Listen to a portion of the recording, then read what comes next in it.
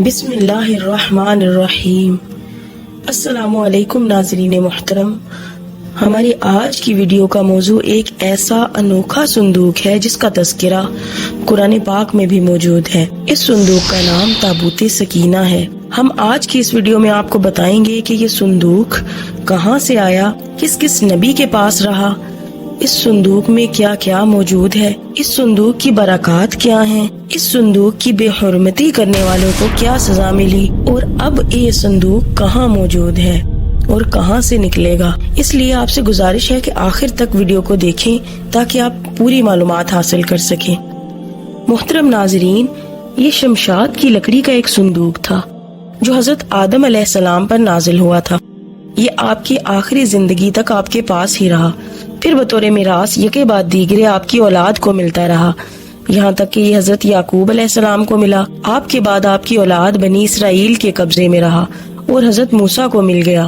حضرت موسیٰ علیہ السلام کو ملا تو آپ اس میں تورات شریف اور اپنا خاص سامان رکھنے لگے۔ یہ بڑا ہی مقدس اور بابرکت صندوق تھا۔ بنی اسرائیل جب کفار سے جہاد کرتے تھے اور بنی اسرائیل جب کفار کے لشکروں کی کثرت اور ان کی شان و شوکت دیکھ کر سہم جاتے اور ان کے سینوں میں دل دھڑکنے لگتے تو وہ اس صندوق کو اپنے آگے رکھ لیتے تھے، اور اس صندوق سے ایسی رحمتوں و برکتوں کا ظہور ہوتا تھا کہ مجاہدین کے دلوں میں سکون و اطمینان پیدا ہو جاتا اور مجاہدین کے سینوں میں لرزتے ہوئے دل پتھر کی چٹانوں سے زیادہ مضبوط ہو جاتے۔ اور جس قدر صندوق آگے بڑھتا تھا، آسمان سے نصر من اللہ و فتح قریب کی بشارت عظمی نازل ہوا کرتی تھی اور فتح مبین حاصل ہو جایا کرتی تھی۔ اور جب بنی اسرائیل میں کوئی اختلاف پیدا ہوتا تھا تو لوگ اسی صندوق سے فیصلہ کرواتے تھے اور اس صندوق سے فیصلہ کی آواز اور فتح کی بشارت سنی جاتی تھی۔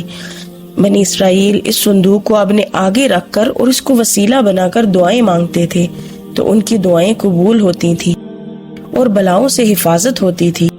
الغرض یہ صندوق بنی اسرائیل کے لیے تابوت سکینہ اور برکت و رحمت کا خزانہ تھا اور نصرت خداوندی کے نزول کا نہایت مقدس اور بہترین ذریعہ تھا۔ مگر جب بنی اسرائیل طرح طرح کے گناہوں میں ملوث ہو گئے اور ان لوگوں میں معاصی و طغیان اور سرکشی و عصیان کا دورہ ہو گیا تو ان کی بدعمالیوں کی نحوست سے ان پر اللہ کا عذاب نازل ہو گیا کہ قوم عمالقہ کے کفار نے ایک لشکر جرار کے ساتھ ان لوگوں پر حملہ کر دیا اور ان کافروں نے بنی اسرائیل کا قتل عام کر کے ان کی بستیوں کو تخت و تاراج کر ڈالا، عمارتوں کو توڑ پھوڑ کر سارے شہر کو تہس نہس کر ڈالا اور اس متبرک صندوق کو بھی اٹھا کر لے گئے اور اس متبرک صندوق کی بے حرمتی کی اور اسے نجاستوں کے کوڑا خانہ میں پھینک دیا۔ لیکن اس بے ادبی کا قوم عمالقہ پر یہ وبال پڑا کہ یہ لوگ طرح طرح کی بیماریوں اور بلاؤں کے ہجوم میں جھنجھوڑ دیے گئے۔ چنانچہ قوم عمالقہ کے 5 شہر بالکل برباد و ویران ہو گئے، یہاں تک کہ ان کافروں کو یقین ہو گیا کہ یہ صندوق رحمت کی بے ادبی کا ہم پر عذاب پڑا ہے۔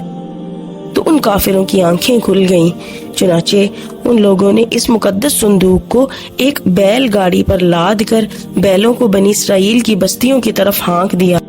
پھر اللہ تعالیٰ نے 4 فرشتوں کو مقرر فرما دیا جو اس مبارک صندوق کو بنی اسرائیل کے نبی حضرت شمویل علیہ السلام کی خدمت میں لائے۔ اس طرح بنی اسرائیل کی کھوئی ہوئی نعمت ان کو دوبارہ مل گئی اور یہ صندوق ٹھیک اس وقت حضرت شمویل کے پاس پہنچا جبکہ حضرت شمویل نے طالوت کو بادشاہ بنا دیا تھا اور بنی اسرائیل طالوت کی بادشاہی تسلیم کرنے پر تیار نہ تھے، اور یہی شرط ٹھہری تھی کہ مقدس صندوق آ جائے تو ہم طالوت کی بادشاہی تسلیم کر لیں گے۔ چنانچہ صندوق آ گیا اور بنی اسرائیل طالوت کی بادشاہی پر رضامند ہو گئے۔ ناظرین محترم، اس مقدس صندوق میں تمام انبیاء کرام اور ان کے مکانات کی تصویریں تھیں۔ حضرت سیدنا محمد مصطفیٰ صلی اللہ علیہ وآلہ وسلم کے مقدس مکان کی تصویر ایک سرخ یاقوت یعنی لال قیمتی پتھر میں تھی۔ اس تصویر میں آپ صلی اللہ علیہ وآلہ وسلم حالت میں تھے جبکہ آپ کے آس پاس صحابہ کرام علیہم الرضوان موجود تھے۔ یہ تصویریں قدرتی تھی، انسان کی بنائی ہوئی نہ تھی۔ جب حضرت موسیٰ علیہ السلام کو یہ صندوق ملا تو آپ اس میں اپنا خاص سامان رکھتے تھے۔ اس کے علاوہ صندوق میں تورات شریف کی تختیوں کے ٹکڑے، جنتی لاٹھی، حضرت سیدنا موسیٰ علیہ السلام کا لباس، حضرت سیدنا ہارون علیہ السلام کا امامہ، ان کی لاٹھی، حضرت سیدنا سلیمان علیہ السلام کی انگوٹھی اور بنی اسرائیل پر نازل ہونے والا من بھی موجود تھا۔ آئیے ناظرین محترم جانتے ہیں کہ یہ صندوق کب اور کس سے ملے گا۔ تو چنانچہ قیامت کے قریب حضرت سیدنا امام مہدی رضی اللہ تعالیٰ عنہ جب تشریف لائیں گے تو وہ اس صندوق کو فلسطین کی تابریہ نام کی ایک مشہور جھیل سے نکالیں گے، جبکہ ایک قول کے مطابق آپ رضی اللہ تعالیٰ عنہ اسے ترکی کے شہر انطاکیہ کے کسی غار سے نکالیں گے۔